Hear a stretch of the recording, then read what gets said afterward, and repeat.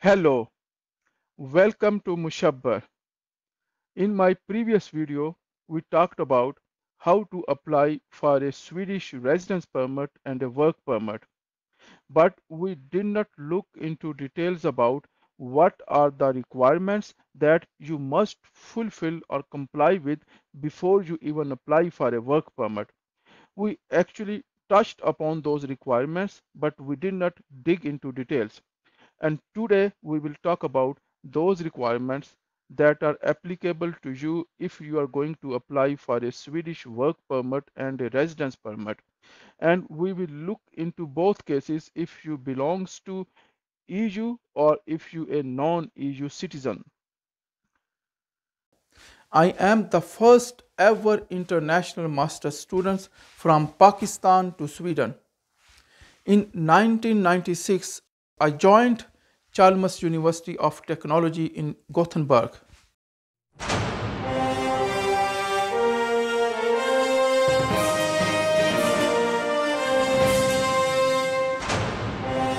In order to know about anything regarding Swedish immigration laws, rules, and regulations that are applicable to you, you should look at the Migrationsverket website. This is the website of the Swedish Migration Agency. You can read about them here. Swedish Migration Agency handles all the cases related to any kind of immigration to Sweden. For example, if you need to apply for a work permit or a residence permit, or if you need to visit to Sweden, or if you want to do a business in Sweden and you need a business visa, or if you are an asylum seeker, in all those cases, it is the Swedish Migration Agency that handles your case. You can read about them in this website. All the information is here. And the good thing is that this website is available in multiple languages. Right now I am using the English language, and you can find all the informations that are applicable to you in this website in English language. And if you know English, there should not be any issue. Everything should be crystal clear. Now let's come back to the point of what are the requirements that are applicable to you or you must fulfill before you apply for a work permit. In order to understand those requirements, let's go here, permit for a work, and then choose employed. So here you can read everything. Here everything is written crystal clear. They have written in details, but in a very precise way, what requirements are applicable to you. And they are starting with that when you do not need to apply for a Swedish work permit or a residence permit. If you are an EU citizen, if you belongs to EU, then you do not need to apply for a residence permit or a work permit. In those cases, you can just arrive in Sweden, you can visit in Sweden, you can start to live here in Sweden, and you can even start to work in Sweden. You do not need to apply any kind of work permit or residence permit in those cases, at least in most cases. There is one important thing that you need to know, that in Sweden it is very important to get a social security number. We call it a personal number. You can straight away go to the relevant authority and you can get that personal number or identification number without applying a work permit or a residence permit. So it is crystal clear that you do not need to apply for a work permit or a residence permit if you are an EU citizen.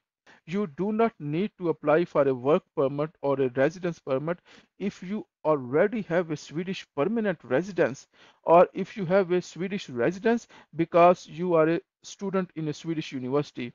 In those cases, you also do not need to apply for a work permit because you already have a Swedish residence permit.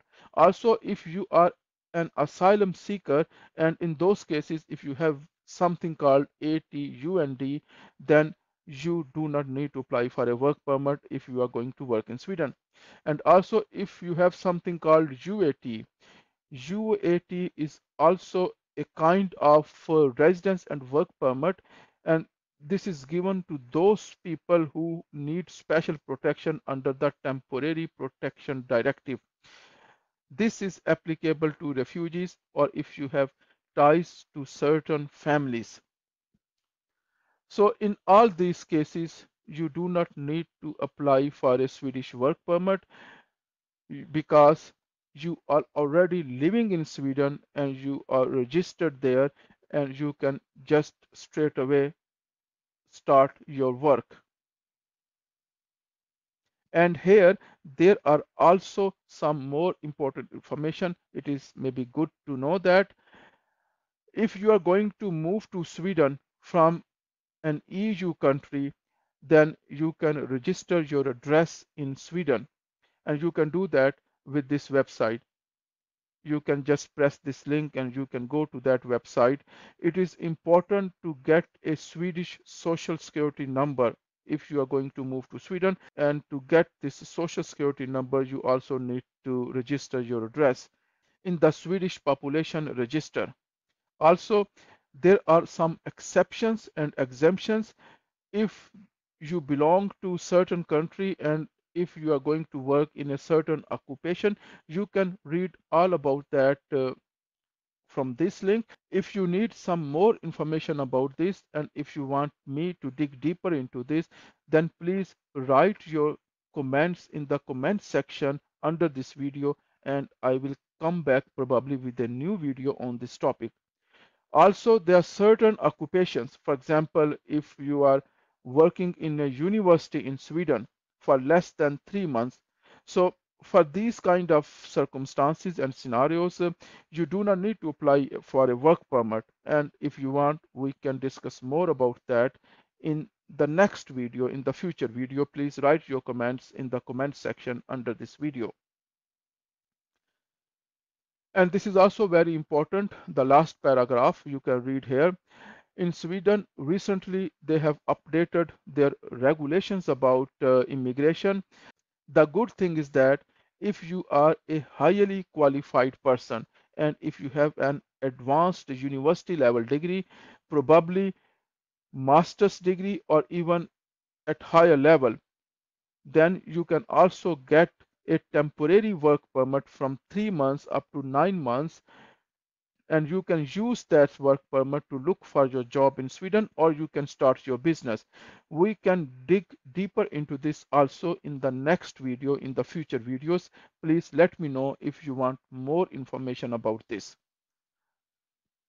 Now let's look into the requirements that are applicable if you belongs to a country that is not part of EU. Requirements for non-EU citizens. To look into those requirements, you have to come here, work permit requirements. And here you can see all those requirements in crystal clear. Everything is crystal clear here. So these are the requirements that are applicable if you belongs to a country that is not part of EU. And these requirements are straightforward, it's crystal clear. Some of these requirements we have covered in the previous video. In order to apply for a work permit in Sweden, you must have an employment contract. And this employment contract should have terms and conditions agreed with your employer. And these terms and conditions should be in good shape. They should be at least on the same level as something in Sweden we call Swedish collective agreements. In Sweden, we have Swedish collective agreements, and there are different Swedish collective agreements for different industries. They set the minimum standard for the employment in Sweden, and they have terms and conditions that are applicable to the Swedish employees. And your agreement with the Swedish employer have terms and conditions that is equivalent to whatever has been agreed by the Swedish collective agreements. If the terms and conditions in your contract, in your agreement with the employer is inferior or at less level than what has been advised from the Swedish collective agreements, then you have a strong case of not getting the Swedish work permit. So it is very important that you should have good terms and conditions. And one of the terms and condition that they agree is the minimum salary that you should have. And also the minimum salary that you should get is 13,000 Swedish krona per month. And this is only valid if you are coming to Sweden as a single person, because in Sweden there is a minimum standard of living and your income should be able to support that minimum standard of living, and they have calculated that it should be about 13,000 per month as your salary. This is before taxes, and this is only applicable if you are a single person. If you are coming here with family, with your wife or partner and kids, then you should have much higher income than this one, because you have to cover additional costs. You should be able to prove that you have good enough income to afford the living standard in Sweden for whole of your family. If you want, we can look into these details in a future video, or maybe I can give you a brief understanding of those costs. From this website, you should be able to find out what are the maintenance requirements, what kind of cost you should be able to support if you are going to bring your family. Let's find out those costs. Here you can see the maintenance cost that is required for each of your family member, depending on what kind of age your kids have and how many adults you are bringing with you. So depending on that, what kind of maintenance costs you should be able to support. So depending on the size of your family, you can add these costs, and you have to add these things up on top of this 13,000 krona. So you can get the idea how much salary you should have if you are going to bring your whole family. Otherwise, there will be a strong case to deny your work permit. So this is very important thing to think about before you apply for a work permit. You should have a good enough income or good enough salary agreed with your employer before you apply for a work permit. And also your employer should be willing to provide any kind of insurance that is needed to cover health, life, employment, and pension related issues. And these insurance coverage is also part of the standard Swedish collective agreements. So if you have good terms and conditions and that is comparable with the Swedish collective agreements, then in most cases you will not have any problem. So this is the list of requirements that you must fulfill, and this is a simple list, a straightforward list. There is no surprises here, and it is so simple. But it is also important to know something more, so let's look into these details. The minimum level of salary, and if you are coming alone, it is 13,000 per month. You should be able to prove that you have this salary from one employer. You cannot claim that you will do multiple jobs and collectively you will be able to have good enough income to support you and your family. You should get this income from one employer. This is important to remember, that it is also described here crystal clear. And this is also important to know that if you are going to work in Sweden for less than 3 months, then if you belong to a certain list of countries, and you can find those list of countries from these links, then you need both a work permit and a visa. And this is perhaps the most important thing, and many newcomers to Sweden, they don't know this one and they get surprises, and it is very important to know this before you even apply for a Swedish work permit. In Sweden, we have something called social benefits. In order to get these social benefits, you must have a Swedish social identity number. We also call it a Swedish personal number. To get this personal number, you must have done your registration in the Swedish population register. But the Swedish population register will not register you if you are going to live in Sweden for less than 1 year. So when you apply for a work permit, you need to think about that. You need to apply for a work permit for more than 1 year, because you need to be able to prove that you are going to live in Sweden for more than 1 year. And if you're able to do that, you will get a Swedish personal number from the Swedish population register, and then you are able to get all the social benefits like anyone else living in Sweden. And if you are going to stay in Sweden for less than 1 year, or if you are not going to get this Swedish personal number, then you should think about that. You have to pay privately for all kind of these benefits that we get from the social benefits, all kind of those social insurances, and if you become sick or ill, or if you get an accident. So this is very important thing to know. And this last point here is the same point that we have described previously, that Sweden has updated their rules for immigration. And one of those rules is about if you are a high qualified person, if you have a good qualification on advanced level, at least on the master's level or higher up, then you are eligible to apply for a temporary work permit from 3 months to 9 months. And during that work permit, you can visit in Sweden without having a job, and you can look for a job here. You can even start your own business there.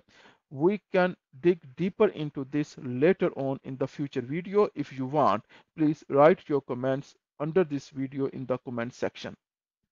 So these are all the things that I wanted to cover in this video.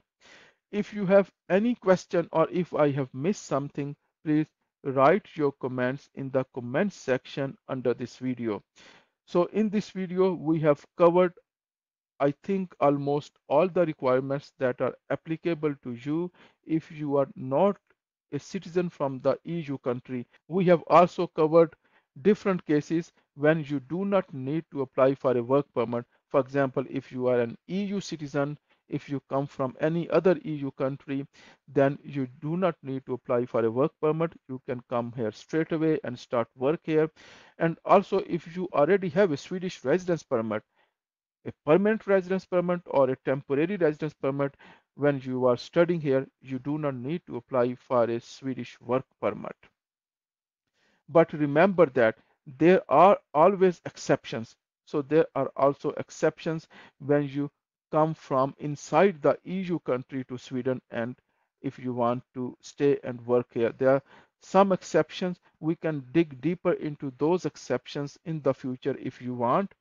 Also, it is important to know that if you are an EU citizen and your family is not an EU citizen, then you are eligible to come here to Sweden and to work here, but your family has to apply for a work permit. And when they apply for a work permit, they have right to get the work, but there are some conditions that you must meet. And those conditions are again in relation to the living standard in Sweden. There are certain maintenance costs, and we have already looked into those maintenance costs. You should be able to afford those maintenance costs. And if you are able to afford those maintenance costs, then your family members, even if they are not EU citizen, they can come to Sweden and live here. So this is everything. Thank you to all of you. See you next time. Goodbye.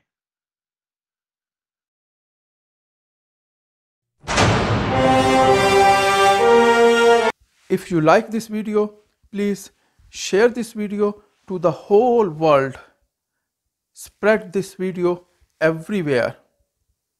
We are confident that this channel is going to have a huge impact. This channel is going to change some of the lives of the people. So please subscribe to this channel and press the bell icon and stay tuned. Thank you to all of you. Goodbye.